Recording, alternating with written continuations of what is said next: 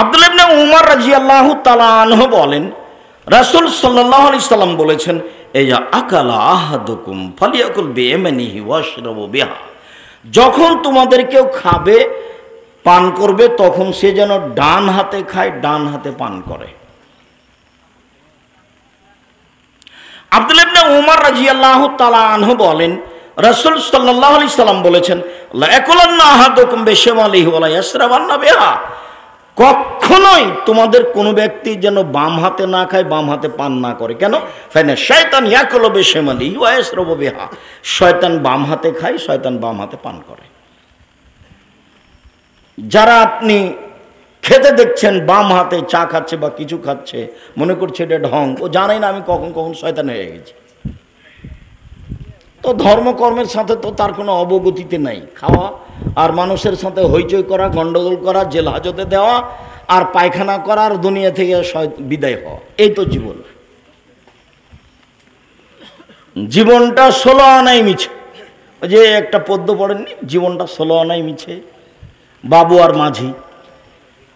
ওই বাবু আর মাঝির মতো এখন প্রায় লোকের জীবন, প্রায় লোকের জীবন। আল্লাহ রাসূল যে বললেন যে বিদ্যে উঠে যাবে, মূর্খতা বেড়ে যাবে, তো 20 বছর আগে যত শিক্ষিত দেখছিলাম এখন তার চেয়ে তো অনেক বেশি। তাহলে বিদ্যা বেড়ে গেল না বেশি হয়েছে? বেশি হয়েছে। তা আল্লাহ রাসূল কি মিথ্যা কথা বলেছে? নাউযুবিল্লাহ। মানুষ যদি বিদ্যা অর্জন করার পরে বেতন পায় 1 লক্ষ 1.5 লক্ষ টাকা, তারপরেও প্রেসক্রিপশন লিখেছে তাকে লাগবে 1.5 টাকা। তারপরে যেই কোম্পানি ওকে টাকা দিয়ে রেখেছে ওষুধ সেই কোম্পানির লেখে, ও জানে যে এর চেয়ে ভালো কোম্পানির ওষুধ আছে। তো একই যদি শিক্ষিত বলেন, তাহলে মূর্খ মানুষকে প্রত্যেকটা স্তরে ঘটনাটা এরকম। রাসূল সাল্লাল্লাহু আলাইহি সাল্লাম বললেন, কিয়ামতের ধ্বংস হয়েছে ইরশাদুল আমরিল্লা গায়রা আহলিহি। অযোগ্য মানুষের হাতে যখন দায়িত্ব দেওয়া হবে, সব কাজ তখন কিয়ামত হবে। কাজে এখন আপনি যাকে শিক্ষিত বলছেন ও শিক্ষিত নয়, ভুল হয়েছে বুঝতে, নইলে আল্লাহ রাসূলের কথা মিথ্যা হয়ে যাবে। আল্লাহ রাসূল বলেছেন মূর্খতা বেড়ে যাবে, বিদ্যা উঠে যাবে। আয়েশা রাদিয়াল্লাহু তাআলা আনহা বলেন, কানাত ইয়াদু রাসূলিল্লাহি সাল্লাল্লাহু আলাইহি ইমনা লিতুহুরিহি ওয়া তামিহি। রাসূলের ডান হাতটা ছিল খাওয়া ও পান করার জন্য এবং ভালো কাজের জন্য। রাসূলের ডান হাতটা কিসের জন্য ছিল?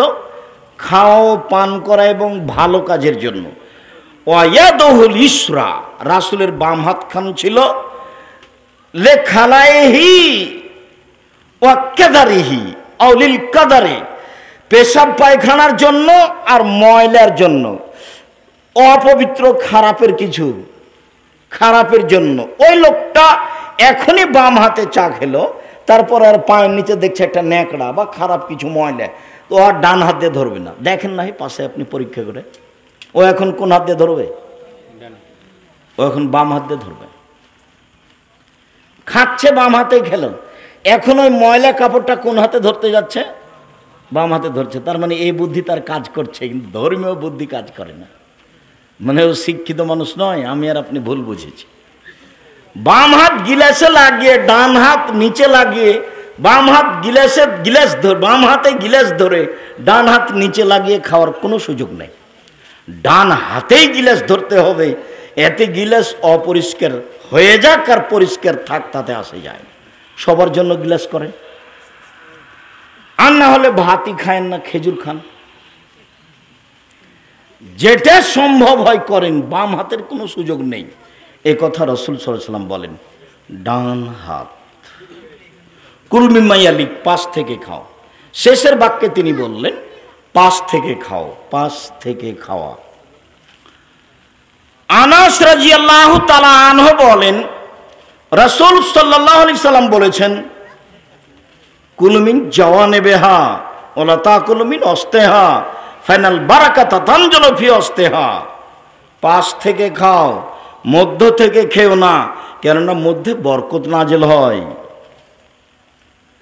রাসূল সাল্লাল্লাহু আলাইহি সাল্লাম বলেন, কুল মিন জাওয়ানিবিহা ওয়ালা তাকুল মিন আলাহা। পাশ থেকে খাও, উপর থেকে খেও না। ফাইনাল বারাকাতা তানজুলু ফি আলাহা, উপর থেকে বরকত নাজিল হয়। গামলা থেকে আপনার ছেলে, আপনি চামচটা মধ্যে ডুবাতে পারবেন না, এক পাশে ডুবিয়ে ভাত উঠাতে হবে।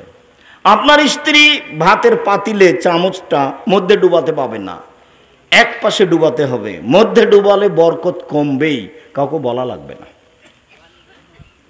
এমনিতেই কমে যাবে, আপনি বুঝতে পারেন আর না পারেন, বরকত উঠে যায়। আয়েশা রাদিয়াল্লাহু তাআলা আনহা বলেন, কারণ নবী সাল্লাল্লাহু আলাইহি সাল্লাম ইয়াকুলু সিত্তান মিন আসহাবিহি, আল্লাহর নবী 6 জন মানুষকে নিয়ে খাচ্ছিলেন, তার সাহাবী 6 জনকে নিয়ে। ফাজারাবিউন, পল্লীর একজন বেদুইন মানুষ আসলো, ও আকালা বে লোকমাতায়নে, রাসূলের সাথে খেতে বসে 2 গাছে 2 লোকমাতে সব খাওয়া শেষ করে দিল। তখন রাসূল সাল্লাল্লাহু আলাইহি সাল্লাম বলেন, শোনো, আলা ইন্নাহু আলাউ সাম্মালা কাফাকুম, ও যদি খেতে বসে বিসমিল্লাহ বলতো তাহলে তোমার সবার জন্য যথেষ্ট হতো। যেহেতু বিসমিল্লাহ বলেনি, কাজে বিসমিল্লাহ বলে না যে সে 7 আঁতে খায়, 7 ভুঁড়িতে খায়। কাফের 7 আঁতে 7 ভুঁড়িতে খায়, মুমিন 1 আঁতে 1 ভুঁড়িতে খায়।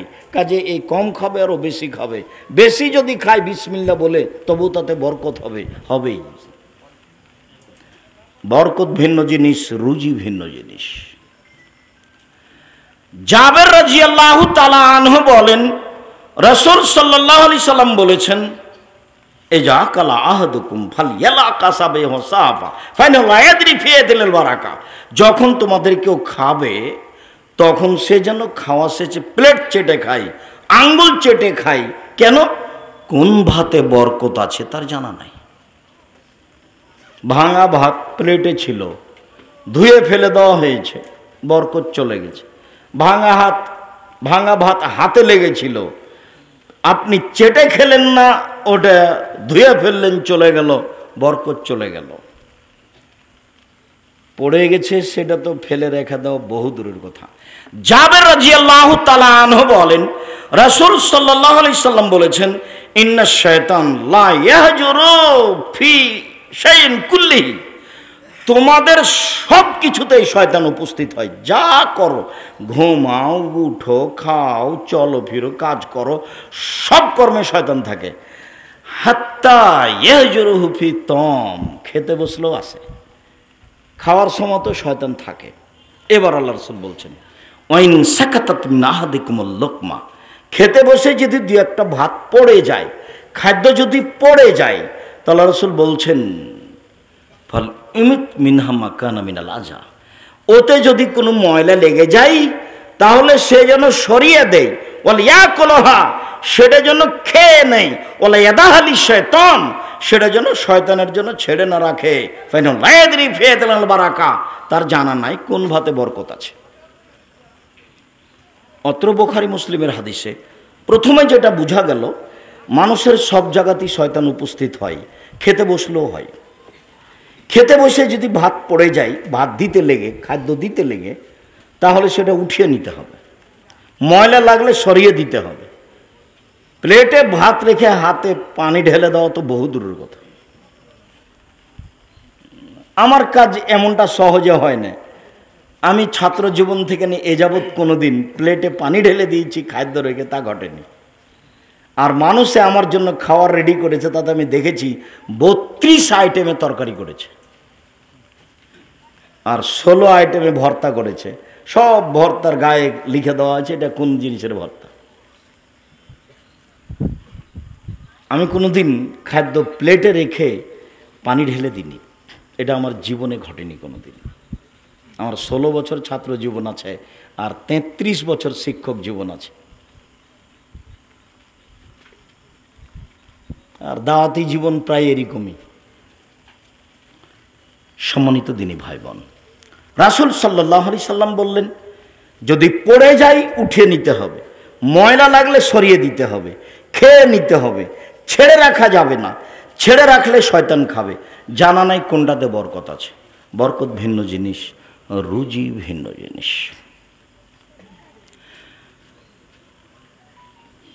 ওয়াসি ইবনে হারব বলছেন যে আমি আল্লাহ রাসূলকে বললাম, আল্লাহর নবী, ইন্না নাকুলু ওয়া লা নাশবাউ, আমরা খাই কিন্তু তৃপ্তি পাই না, আমরা খাই কিন্তু তৃপ্তি পাই না। তখন আল্লাহ রাসূল বলছেন যে তাসতামিউনা আলা তুআমিকুম ওয়া তাতাফাররাকুনা, খেতে যখন বসো সবাই মিলে খেতে বসো না একা একাই বসো? কোনো না তাফাররাক, আমরা ভিন্ন ভিন্ন বসি। আমি খাই এক সময়, আমার স্ত্রী খায় এক সময়, ছেলের খায় এক সময়, মেয়েরা এক সময়, কাজের মেয়েরা এক সময়, বিভিন্নভাবে খাই। তখন আল্লাহ রাসূল বলছেন না না না না, ইস্তামিউ আলা তুআমিকুম, একসাথে খাও। আযকুরুল্লাহ, বিসমিল্লাহ বলো, ইবারাক লাকুম ফিহি, তোমাদের খাদ্যে বরকত দেওয়া হবে। খাদ্য যে রান্না করা হয়েছে সেটা আপনি খেয়ে নিলেন, তারপর কিছুক্ষণ পর আর একজন এসে খেলো, আর একজন এসে খেলো, এতে বরকত হবে না, এ কথা রাসূল সাল্লাল্লাহু আলাইহি ওয়াসাল্লাম বলছেন। সবাই একসাথে বসে খাবে সম্ভবপর, তাহলে তাতে বরকত থাকবে, এই কথা আল্লাহর নবী বলেন। তিনি বলেন কুলু তুআমাকুম মুস্তামিয়ান, একত্রিত হয়ে খাও, ওয়ালা তাকুলু মুতাফাররিকান, ভিন্ন ভিন্ন হয়ে খায়ও না। ফাইন্না তুআমাল ওয়াহিদ ইয়াকফিল ইসনাইন, একজনের খাদ্য দুইজনের হবে, ও তুআমাল ইসনাইন ইয়াকফি আস-সামানিয়া, দুইজনের খাদ্য 8 জনের হবে। হাদিস বুখারী মুসলিম, এ কথা রাসূল সাল্লাল্লাহু আলাইহি ওয়াসাল্লাম বলেন। বরকত 5 থেকে খেতে শিখতে হবে, 5 থেকে খেলে বরকত হয়। মেকদাদ ইবনে মাদি কারাব রাদিয়াল্লাহু তাআলা আনহু বলেন, রাসূল সাল্লাল্লাহু আলাইহি ওয়াসাল্লাম বলেছেন, কিলু তামাকুম ফাইনো ইবারাকা লাকুম ফিহি, খাদ্য মেপে রান্না করো, বরকত দেওয়া হবে। চাউল যখন রান্না করতে যাচ্ছে মেপে নিতে হবে কতটুকু লাগবে। আমাদের রাজশাহী চাঁপাইনবাবগঞ্জের মহিলা মাচাচিরা ভাত রান্না করার সময়তে চাউল ঠিকই মাপে, কিন্তু রুটি বানানোর সময়তে আটা মেপে নেয় না, হাতে উঠিয়ে না একটা পরিমাণ মতো, মনে করে যে এতেই হবে। রাসূল সাল্লাল্লাহু আলাইহি ওয়াসাল্লাম বলছেন যে চাউলও মেপে নিতে হবে, আটাও মেপে নিতে হবে, আমি কতটি আটা রুটি বানাচ্ছি এটা তাকে জানতে হবে, তাতে বরকত হবে, এ কথা আল্লাহর নবী বলেন। বরকত ভিন্ন জিনিস, রুজি ভিন্ন জিনিস, খাওয়া ও পান করার নিয়ম। হুযায়ফা রাদিয়াল্লাহু তাআলা আনহু বলেন, রাসূল সাল্লাল্লাহু আলাইহি সাল্লাম বলেছেন, লা আকুলু মুত্তাকিয়ান, আমি কখনো হেলান দিয়ে খাইনি। আল্লাহর নবী কোনোদিন কখনো হেলান দিয়ে খাননি। হেলান দিয়ে খাওয়া কি জিনিস? চেয়ারে বসে পিছন দিকে হেলান দিয়ে খাওয়ার নাম হেলান দিয়ে খাওয়া মনে করেন তারা। ডান হাত মাটিতে রেখে লাগিয়ে খাওয়ার নাম হেলান দিয়ে খাওয়া, বাম হাত মাটিতে লাগিয়ে খাওয়ার নাম হেলান দিয়ে খাওয়া। মোল্লা আলী কারি হানাফি বিদ্বান বলেন যে 4 জানু হে বসে খাওয়াও হেলান দিয়ে খাওয়া। 4 জানু মানে যে ডান পা বাম দিকে করলেন, বাম পা ডান দিকে করলেন, নিতম্ব পিছন মাটির উপর রেখে দিলেন, এইভাবে বসে খাওয়া হেলান দিয়ে খাওয়া। তো তিনি বলছেন তাহলে কিভাবে খেতে হবে? তখন তিনি বলছেন পেশাব পায়খানায় যেভাবে বসে এইভাবে বসলে উরুর সাথে পেটটা চাপা থাকবে। রাসূলুল্লাহ সাল্লাল্লাহু আলাইহি ওয়াসাল্লাম আলা খেওয়ানিন ওলাফি শুকর রোজাতিন ওলা খোবেজালাহু মুরাক্কাক কিলালে কাতাদা আলা ইসাইন ইয়াকুল কিলালা সফর।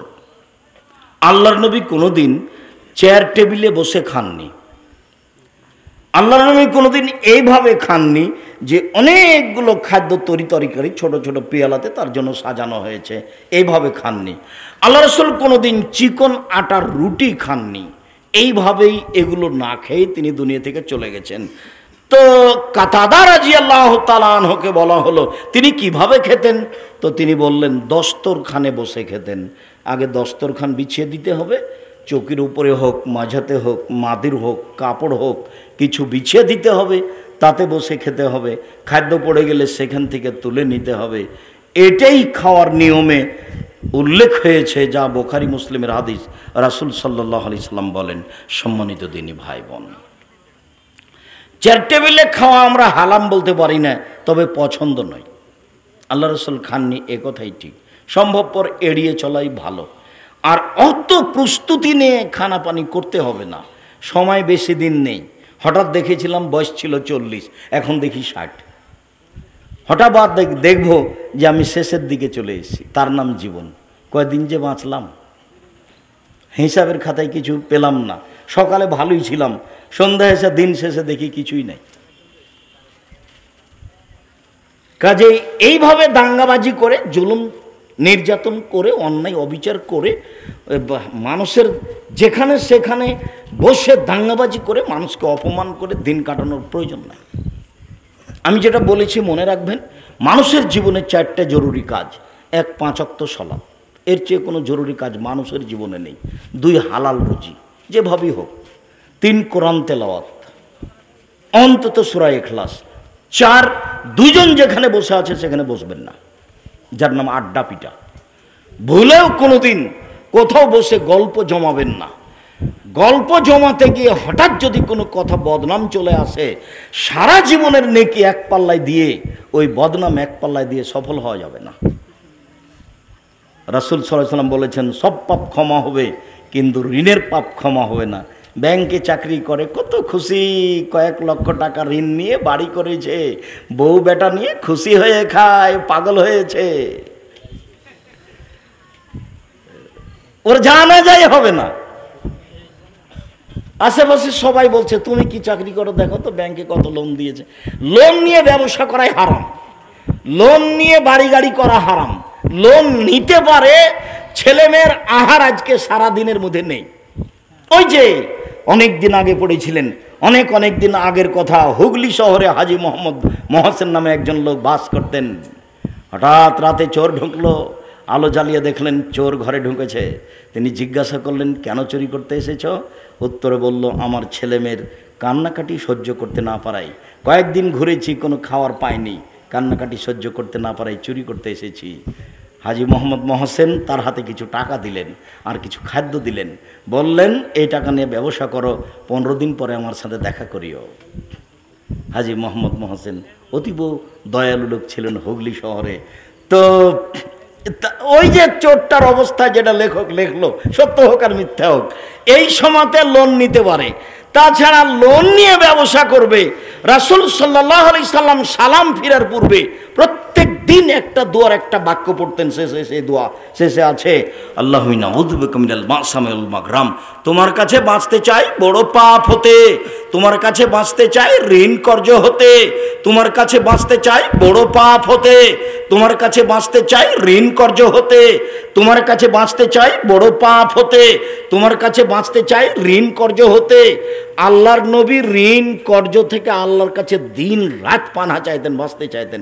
সেটা জায়েজ হয় কি করে?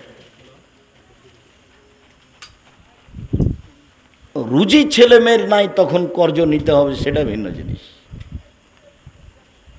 কাজেই কোথাও আড্ডা পিটবেন না, ঋণ নিয়ে কিছু করতে যাবেন না।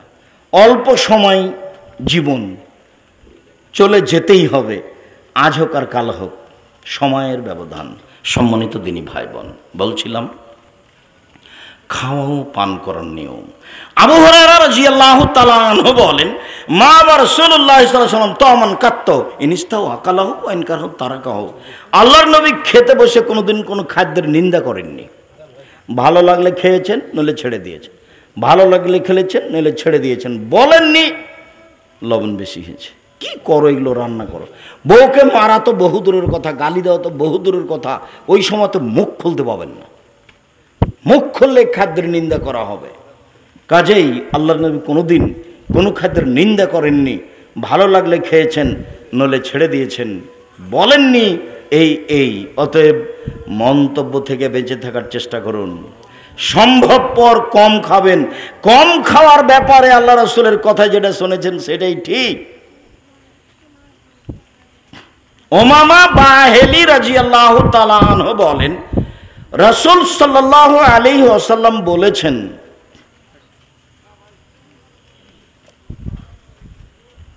ইয়ামলাউ মা ইয়ামলাউ ইবনু আদম আশাররু বিআইনিন বাতনিন। আদম সন্তান যা কিছু ব্যাগে রাখে, আদমের ছেলে মেয়ে যা কিছু থলেতে রাখে, আদমের সন্তান যা কিছু ব্যাগে রাখে, তার সবচেয়ে খারাপ সেইটা যেটা পেটে রাখে। পেটে একটা ব্যাগ, পেটে একটা থলে। আদম সন্তানের যত কিছু রাখার পাত্র আছে, তার সবচেয়ে খারাপ পাত্র কোনটা বলেন তো? পেট। এই কথা রাসূল সাল্লাল্লাহু আলাইহি ওয়াসাল্লাম বলেন। তিনি বলেন, অবে হাসবি ইবনে আদম ওকাইলাতুন ইকুমু বিহি সুলবাহু। আদম সন্তানের উচিত ওই পরিমাণ খাবে যাতে তার পেটটা ঠিক থাকে, পিঠটা ঠিক থাকে, ও যেন চলতে পারে, ও যেন বাঁচতে পারে, এই পরিমাণ খাবে। পরের বাক্যে বলছেন অইন কানালা মাহালা, খাওয়াই যদি লাগে তো 1600 মিন তামিন ও 1600 মিন সারাবিন ও 1600 লিন নফস। 3 ভাগের 1 ভাগ খাদ্য, 1 ভাগ পানি, 1 ভাগ শ্বাস প্রশ্বাস। পানি বেশি হলে শ্বাসের অসুবিধা হবে, শ্বাসের অসুবিধা হলে অসুখ হবেই। খাদ্য বেশি হলে শ্বাস প্রশ্বাসের অসুবিধা হবে। আর পেটে তো কোনো মেশিন নাই, আপনি যেটা খেয়েছেন ওটা তো মেশিন দিয়ে ডলে দেওয়া হয় না। পানিতে পেটে একটা পানি জমা হয়, ও সেই পানি ওটাকে ডলে দেয়। যদি খাদ্য বেশি হয় তাহলে পানি কমে যাবে, তখন বদহজম হবেই। আর যদি খাওয়া বেশি হয়, পানি বেশি হয়, তাহলে শ্বাসের অসুবিধা হবেই। আপনি বুঝতে পারেন আর না পারেন, শ্বাসের যখন অসুবিধা হবে তখন তার অসুখ হবে। কাজেই খাওয়ার ব্যাপারে খুব সতর্ক সাবধান থাকতে হবে। সম্মানিত দ্বীনি মুসলিম ভাই বোন, খাওয়ার শেষের অংশে চলে আসলাম। খাওয়ার শেষে কি বলি? উমামা বাহিলি রাদিয়াল্লাহু তাআলা আনহু বলেন, রাসূল সাল্লাল্লাহু আলাইহি ওয়াসাল্লাম খাওয়া শেষে এজা রাফা মায়দাতাহু, যখন তিনি তার দস্তরখান উঠাতেন তখন তিনি বলতেন আলহামদুলিল্লাহ হামদান কাসিরান তাইয়িবান মুবারাকান ফি গায়রা মাকফিন ওয়ালা মুআদ্দাইন ওয়ালা মুস্তাগনান আনহু রাব্বানা। বুখারী মুসলিম। আল্লাহর প্রশংসা, খুব তার প্রশংসা, মঙ্গলময় তার প্রশংসা, বরকতময় তার প্রশংসা। এই খাদ্য হতে মুখ ফিরাতে পারি না, এই খাদ্য খেয়ে তৃপ্তি হয়ে শেষ করতে পারি না, চিরদিনের জন্য এই খাদ্যের মুখাপেক্ষী রয়েছে। এই দোয়া রাসূল সাল্লাল্লাহু আলাইহি ওয়াসাল্লাম পড়তেন খাওয়া শেষে, আলহামদুলিল্লাহ হামদান কাসিরান তাইয়িবান মুবারাকান ফি গায়রা মাকফিন ওয়ালা মুআদ্দাইন ওয়ালা মুস্তাগনান আনহু রাব্বানা। আবু আইয়ুব আনসারী রাদিয়াল্লাহু তাআলা আনহু বলেন, কানান নবী সাল্লাল্লাহু আলাইহি সাল্লাম ইযা আকালা ও শারিবা, যখনই আল্লাহ রাসূল খেতেন ও পান করতেন তখনই তিনি খাওয়া শেষে, পান করার শেষে বলতেন আলহামদুলিল্লাহিল্লাযী আতআমা ওয়া সাকা ওয়া সাওয়াগাহু ওয়া জাআলা লাহু মাখরাজা। সে আল্লাহর প্রশংসা যে আল্লাহ খাওয়ালো, পান করালো, সুন্দরভাবে বের করার ব্যবস্থা করলো, সে আল্লাহর প্রশংসা। আনাস রাদিয়াল্লাহু তাআলা আনহু বলেন, রাসূল সাল্লাল্লাহু আলাইহি সাল্লাম বলেছেন, মান আকালা সুম্মা কালা, যে ব্যক্তি খাওয়া শেষে বলল আলহামদুলিল্লাহিল্লাযী আতআমানি হাজাত তাআমা ওয়া রাযাকানিহি মিন গায়রি হাওলিন মিন্নি ওয়ালা কুওয়া। কেউ যদি খাওয়া শেষে বলে সে আল্লাহর প্রশংসা যে আল্লাহ এই খাদ্য খাওয়ালো আর রুজি হিসাবে দিল, তাহলে বাহ্যিকভাবে নড়াচড়ার কোনো শক্তি নাই, আন্তরিকভাবে নড়াচড়ার কোনো শক্তি নাই, ও নিজেই দিয়েছে এই কথা যদি কেউ বলে তাহলে গফিরা লাহু মা তাকাদ্দামা মিন জামবিহি, অতীতের সব পাপ ক্ষমা।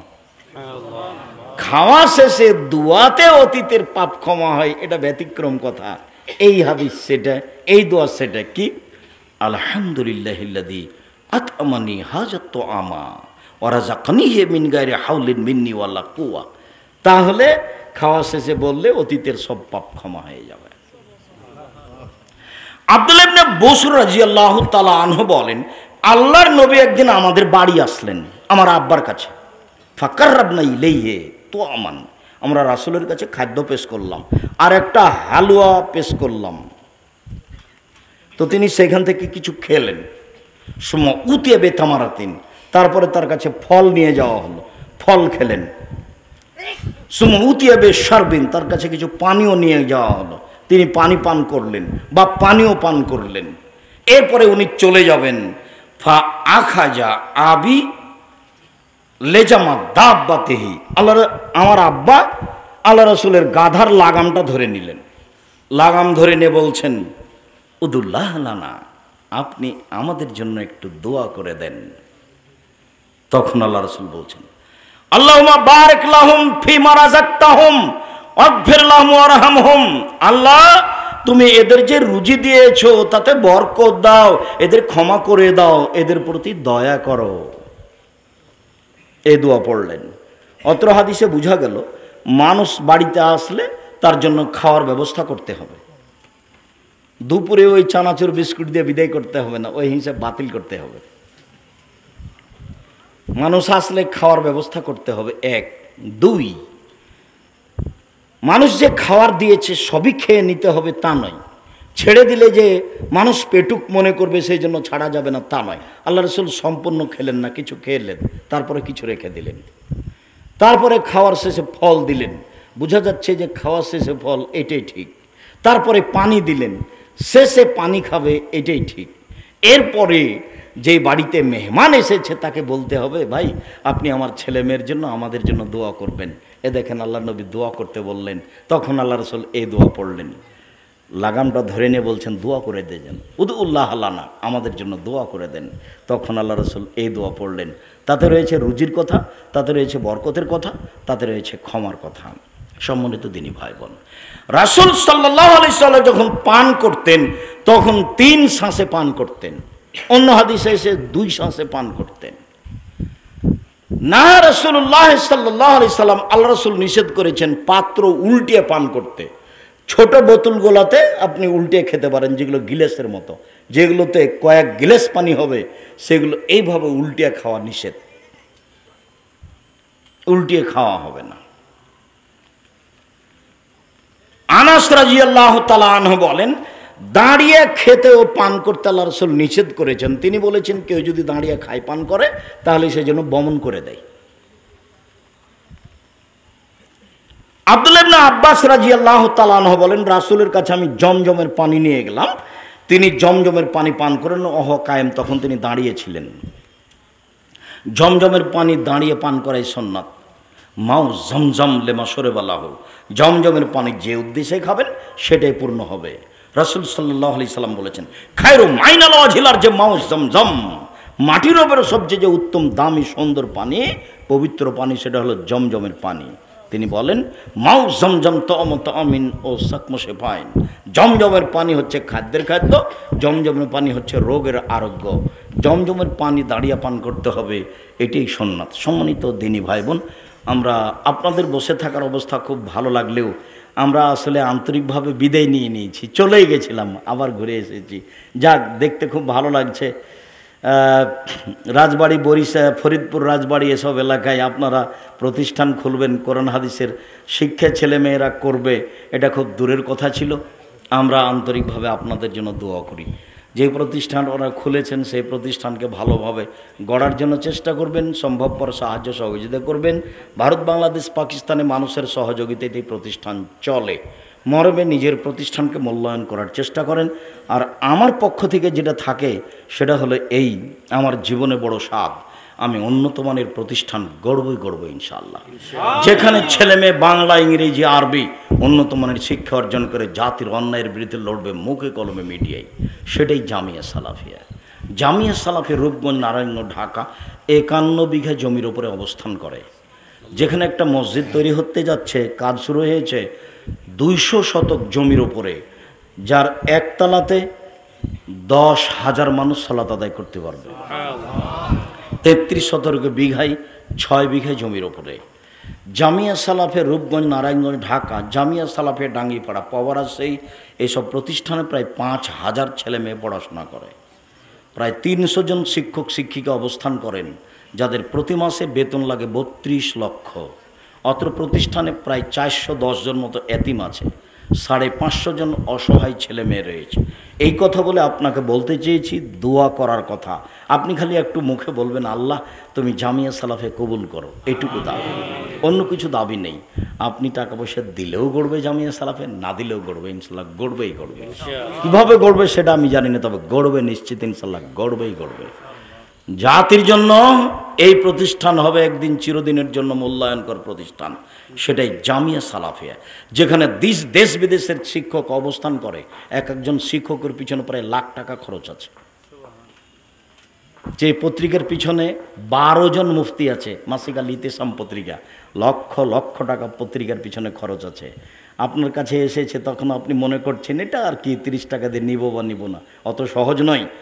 যেটা আমার মনে বড় স্বাদ, এ দেশের মাটিতে আমি উন্নত মানের প্রতিষ্ঠান গড়বই গড়ব, যেখানে ছেলে মেয়ে বাংলা ইংরেজি আরবি উন্নত মানের শিক্ষা অর্জন করে জাতির অন্যায়ের বিরুদ্ধে লড়বে, মুখেও মিডিয়ায়ও কলমে শিরক বেদাতের বিরুদ্ধে লড়বে ইনশাআল্লাহ।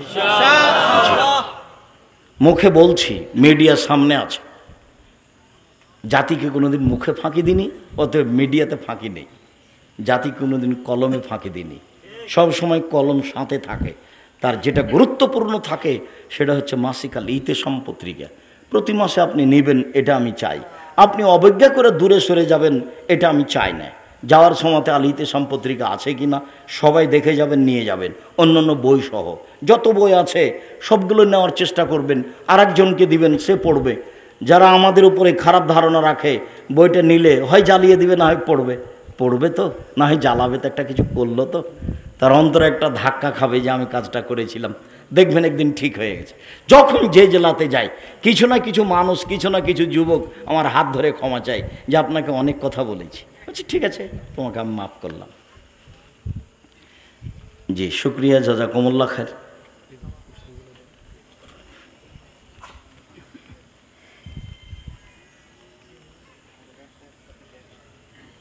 এই প্রতিষ্ঠানে ছাত্রছাত্রী দিবেন, আর এটা আপনাদের নিজস্ব প্রতিষ্ঠান। যার যতটুকু সম্ভব বৈঠকি দান করে যাবেন। একটা বৈঠকি দানে সবাই অংশগ্রহণ করলে কিছু না কিছু হয়। আপনাকে বৈঠকি দানের অংশগ্রহণ করার অনুরোধ জানিয়ে আমি আজকের মতো কথা লম্বা করতে চাচ্ছি না। সবাই অংশগ্রহণ করবেন। তোমরা ছেলেরা ওই পিছন দিকে যাও না, আমি আজকে অত প্রশ্নের উত্তর দিতে চাচ্ছি না, আমি একটু ব্যস্ত হয়ে আছি। আমি ঢাকা থেকে আবার রাজশাহী ফিরে যাব আজকে রাতে ইনশাআল্লাহ। দেখি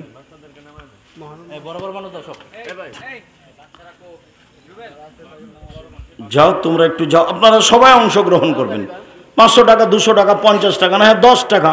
আল্লাহ রসুল বলছেন কে যদি 1 টাকা দেয় তাহলে আল্লাহ তার 1 টাকা পূরণ করে দিবেন, আর যদি না দেয় তাহলে ওই পরিমাণ ক্ষতি করে দিবেন। হাদিস বুখারী মুসলিম। আমি আজ 10 টাকা দিলাম না, 10 টাকা ক্ষতি হবেই।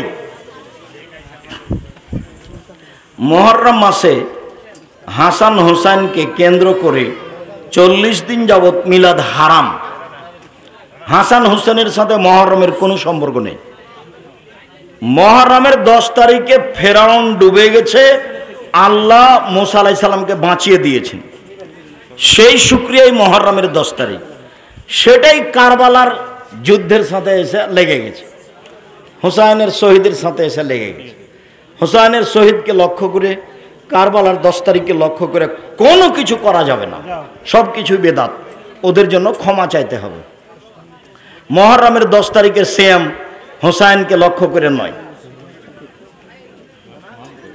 এই যুদ্ধ নির্মম মর্মান্তিক হত্যাকে লক্ষ্য করে নয়। মুহররমের 10 তারিখ হচ্ছে ফেরাউন ডুবে গেছে আর মুসা আলাইহিস সালাম বেঁচে গেছেন, তারই শুকরিয়া। ও রাস্তায় কালো গাড়ি কি এখানে নিয়ে আসতে পারেনি? রাস্তায় কালো গাড়িতে বই পুস্তক আছে, সবাই নিয়ে যাবেন, আর পত্রিকা ছাড়া কেউ যাবেন না। আর যে কথা বলছিলাম আজকে, সেটা উপদেশ বই আছে, সলাতের উপরে বই আছে, হজের উপরে বই আছে, কে বড় ক্ষতিগ্রস্ত লাভবান বই আছে, সব বইগুলি আছে। সবাই অংশগ্রহণ করেন অত্র প্রতিষ্ঠানের দানে। আপাতত আজকের মতো কথা এখানে শেষ করলাম। আপনাদের সবার কল্যাণ কামনা করে, অত্র প্রতিষ্ঠানের কল্যাণ কামনা করে আল্লাহর দরবারে বলছি, আল্লাহ তুমি এই প্রতিষ্ঠানকে কবুল করো। আমাদের যারা মারা গেছে তুমি তাদের কবরের শাস্তি মাফ করো। আমরা যারা অসুস্থ তুমি তাদের আরোগ্য দান করো। আমরা যারা বেঁচে আছি তুমি তাদেরকে তোমার রাসূলের পদ্ধতি অনুযায়ী চলার তৌফিক দান করো। আজকের খাওয়া পান করার আলোচনায় গুরুত্বপূর্ণ আলোচনা মেনে চলার তৌফিক দান করো। তোমার দরবারে এই জোরালো দাবি দাওয়া দোয়া রেখে আজকের আলোচনা এখানে শেষ করলাম। সুবহানাকা আল্লাহুম্মা বিহামদিকা আশহাদু আল্লা ইলাহা ইল্লা আনতা আস্তাগফিরুকা ওয়া আতুবু ইলাইক। আসসালামু আলাইকুম। অত্র প্রতিষ্ঠানে ছেলে মেয়ে ভর্তি করবেন। আর